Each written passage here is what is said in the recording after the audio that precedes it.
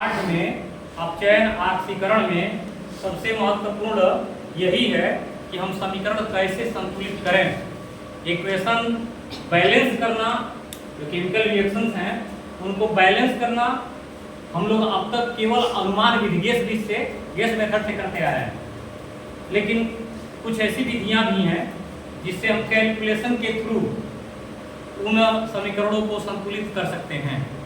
तो कैसे करेंगे, इनके लिए यहाँ पर दो विधियां दी गई हैं। समीकरण संतुलित करने की विधियां, समीकरण संतुलित करने की विधियां। इन विधियों में सबसे पहला है आयन इलेक्ट्रॉन अर्ध अभिक्रिया विधि। अर्ध अभिक्रिया विधि यानी पूरी रासायनिक क्रिया को दो भाग में बांट देंगे। एगो ऑक्सीकरण आयन इलेक्ट्रॉन अर्ध अभिक्रिया कहेंगे, एगो अपचयन आयन इलेक्ट्रॉन अर्ध अभिक्रिया कहेंगे, और फिर बाद में दोनों को जोड़ देंगे तो संतुलित रासायनिक समीकरण बन जाएगा। और दूसरा जो विधि है इसे कहते हैं ऑक्सीकरण संख्या विधि। इसमें सिर्फ ऑक्सीकरण संख्या निकालेंगे और एक तरफ ऑक्सीकरण संख्या में वृद्धि होगी, आधे क्रिया में कमी होगी। जो वृद्धि होगी जो कमी होगी दोनों को बराबर कर देंगे। जब बराबर कर देंगे तो उसके बाद जो समीकरण प्राप्त होगा वह संतुलित रासायनिक समीकरण होगा। ध्यान से देखना है कि सबसे पहले वाले विधि हम कैसे समीकरण को संतुलित करेंगे, वह कैसे किन किन पदों में बटेगा। तो पहला होता है आयन इलेक्ट्रॉन विधि। इलेक्ट्रॉन विधि करते रहे और क्रिया तो होगा ही होगा, ठीक है। और एक उदाहरण के आधार पर बताना चाह रहे हैं कैसे क्या करेंगे। मान लीजिए हम Cu ले लिए, मतलब कॉपर ले लिए और HNO3 से इसकी क्रिया करा दी। अब क्रिया में उत्पाद हमको मालूम है कि CuNO3 का होल्ड पाइप बन गया, NO2 बन गया और H2O बन गया। संतुलित नहीं है ये समीकरण, संतुलित नहीं है। चेक कर सकते हो कि कहीं नाइट्रोजन ज्यादा हो गया है, कहीं हाइड्रोजन कम हो गया है, कहीं ऑक्सीजन ज्यादा हो गया है, मतलब समीकरण संतुलित नहीं है। कैसे समीकरण संतुलित होगा? तो अधिकारी पक्ष में परमाणुओं की संख्या उत्पाद पक्ष के परमाणुओं की संख्या के बराबर होना चाहिए, तब जाकर रासायनिक समीकरण संतुलित होते हैं। ये नियम है कि कोई भी रासायनिक क्रिया जब प्रारंभ होती है तो सब पुराने पदार्थ होते हैं, कच्चा पदार्थ माने जाते हैं। यानी अगर हम फैक्ट्री के लेवल पर सोचें तो जितना भी रासायनिक क्रिया कराते हैं उससे उत्पाद बनाते हैं। उत्पाद क्या है? नया पदार्थ है। इसका मतलब है कोई पुराना पदार्थ डाले होंगे तो नया पदार्थ बना होगा। तो वो नया पदार्थ जो बना है उसे हम उत्पाद बोल रहे हैं। तो जो पुराना पदार्थ आपस में मिला था वो क्या था? तो अब क्रिया के लिए जो तैयार बना है उसको अभिकारक कहते हैं। एक और शब्द आएगा अभी, कारक और उत्पाद के बीच में एक और पद आता है जिसको हम लोग उत्प्रेरक कहते हैं। तो यहाँ की जरूरत नहीं है। अब क्रिया तेज कराना है, क्रिया को धीमा कराना है, तो वो एक बाहर से पदार्थ डालते हैं जो कहते हैं ना कि आग में घी का काम करता है या आग में पानी का काम करता है, दोनों करता है। आग में घी का काम तब करता है जब दो मित्र लड़ रहे हैं और तीसरा उसमें वाह-वाही करने लगे हैं। ऐसे और देर क्या उतर रहा है, देखिए छोड़िए ना भाई, एक खाली गाड़ी बनने से मान मिलते हैं, ये मेरी मामरी हेड कर दी, ये तो प्रेरक का काम कर रहे हो।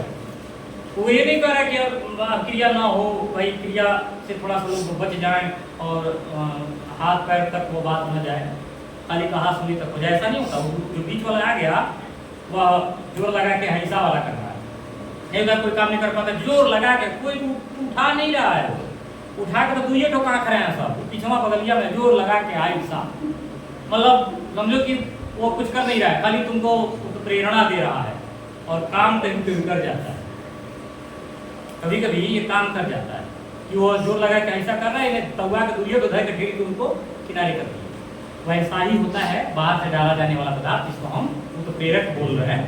तो यहाँ उत्प्रेरक की बात अभी फिलहाल नहीं, क्योंकि संतुलन रासायनिक समीकरण के संतुलन में उत्प्रेरक का कोई योगदान नहीं होता है। तो अब हम इसमें इस तीर के पहले वाला जो पदार्थ कॉपर और नाइट्रिक हम लिए हैं, ये कौन सा पदार्थ कहेंगे? अभिकारक। स्टील के बाद वाला यानी बराबर के बाद वाला, ये नया उत्पाद बन गया, कॉपर नाइट्रेट बन गया, नाइट्रोजन डाइऑक्साइड बन गया और पानी बन गया ना। अब क्योंकि हमें इधर के परमाणु उधर के परमाणु बराबर करते हैं, इनके दो हिस्से करेंगे। कैसे करेंगे? पहला हिस्सा होगा Cu को Cu के साथ कंपेयर कर देंगे, जगह छोड़ेंगे थोड़ा सा, और Cu को Cu के साथ कंपेयर करेंगे तो वह पदार्थ लेके जाएंगे जिसमें कॉपर है। तो कॉपर का कॉपर नाइट्रेट दिख रहा है। अब ये नाइट्रेट को संतुलित करने के लिए थोड़ा सा हमको HNO3 फिर यहाँ डालना पड़ेगा। हमारा टारगेट कॉपर है, ध्यान देना।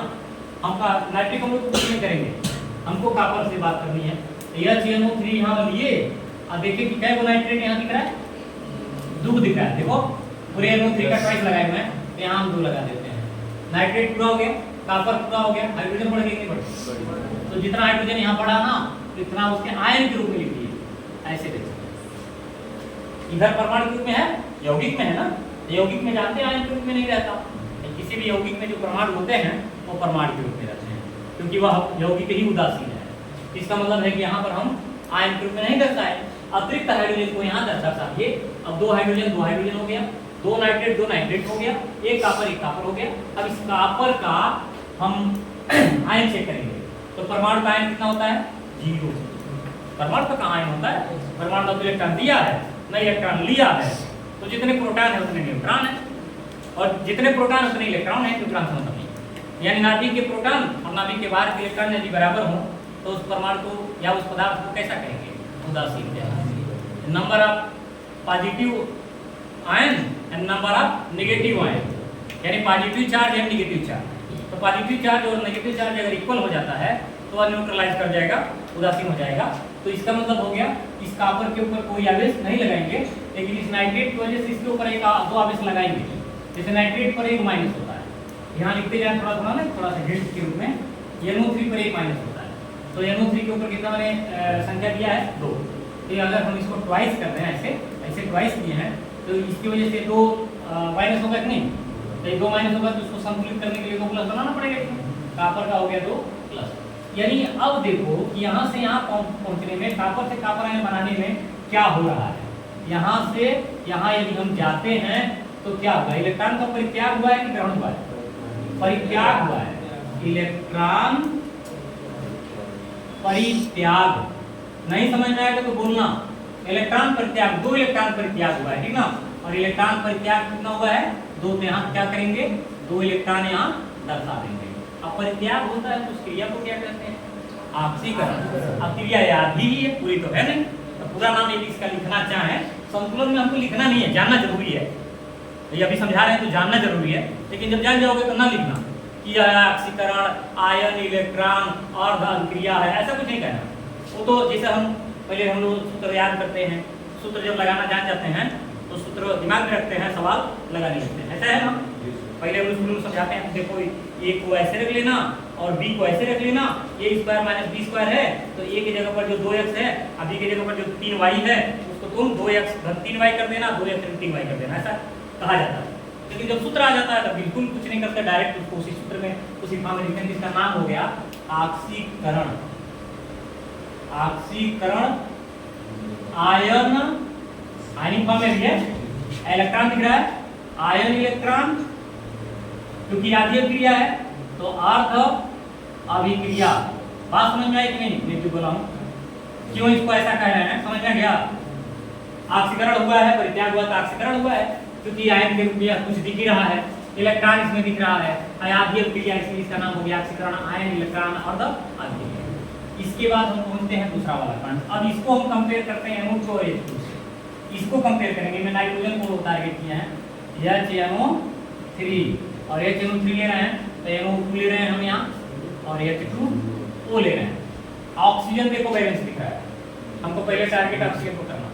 ऑक्सीजन यहाँ बैलेंस दिख रहा है, नाइट्रोजन भी बैलेंस दिख रहा है, दिख रहा है ना।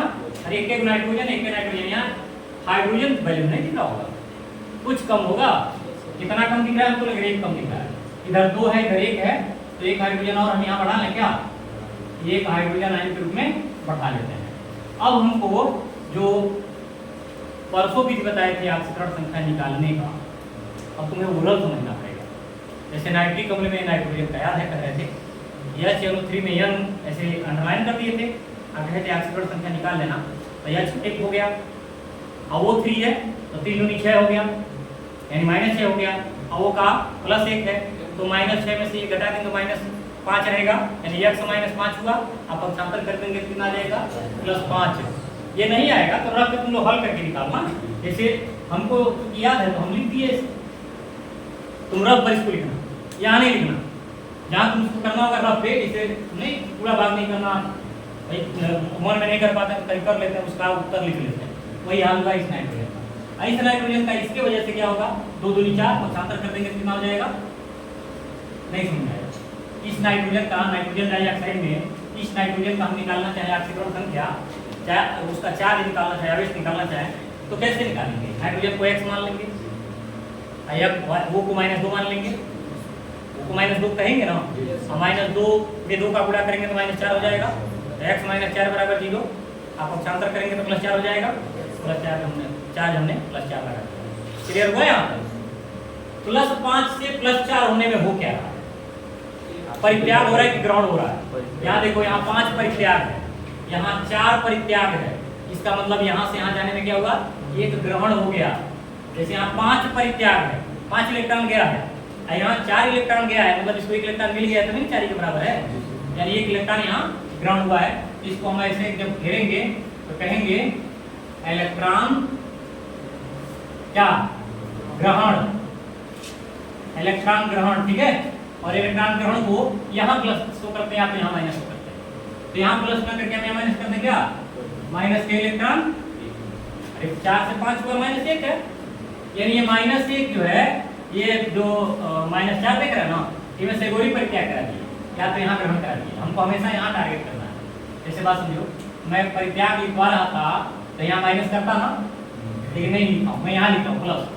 उसी तरह इसको मैं अगर ग्रहण कराता तो यहाँ प्लस करता ना, ग्रहण किधर होता है, इधर होता है, इधर प्लस करता तो जब बराबर मान करके पक्षांतर करेंगे तो माइनस हो जाएगी, नहीं हो जाएगा। मैं की तरह सोचो, ये इधर प्लस इलेक्ट्रॉन होता, इसको मैं बराबर मान रहा हूँ, तो जब उधर जाता तो क्या हो जाता, माइनस हो गया कि नहीं हो गया। अब इसका मतलब ये हो गया, इसका नाम हम रखेंगे अपचयन आयन इलेक्ट्रॉन अर्ध अभिक्रिया। क्लियर हो गया। अब हमको ये बराबर करना है कि इलेक्ट्रॉन दोनों बराबर हो जाए। हमें लग रहा है कि इस पूरे समीकरण में गुणे 2 कर दूं, ऐसे करके पूरे में, खाली एक में नहीं करना, खाली में ई को नहीं गुणा करना, पूरे समीकरण में गुणा करेंगे। जो करेंगे पूरे में करेंगे, क्योंकि ये समीकरण है तो गुणा करेंगे तो ये 2 आ जाएगा ना यहाँ पे, यानी हो गया 2HNO। कई हाइड्रोजन हो जाएगा, 2 हाइड्रोजन आयन, ये कितना हो जाएगा 2NO2, ये कितना हो जाएगा 2H2 और -2 कितना हो जाएगा इलेक्ट्रॉन। अब लाइए पहला समीकरण इसके नीचे रखिए, Cu + 2HNO3 और बाकी बचा हुआ है CuNO3 का होल ट्वाइस प्लस 2 हाइड्रोजन, ध्यान देना, प्लस 2 इलेक्ट्रॉन एकदम पीक पर आए हुए हो।